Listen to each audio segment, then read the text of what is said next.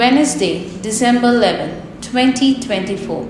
Saint Damasus, the One. Focus. Come to me, all who labor and are heavily laden, and I will give you rest.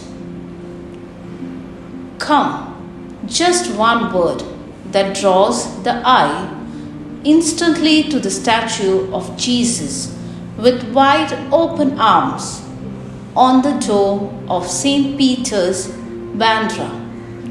A welcome invitation. In the light of today's Gospel, come is also how Jesus called his first disciples.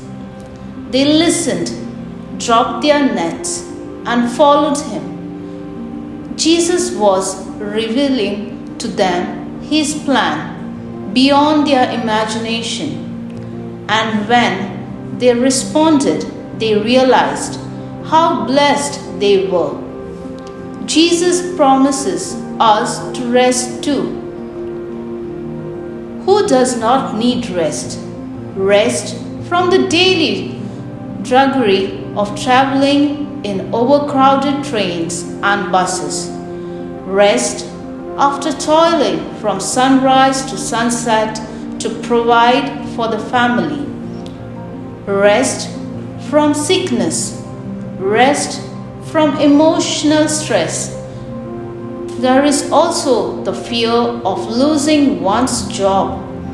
Indeed, a host of fear assails us.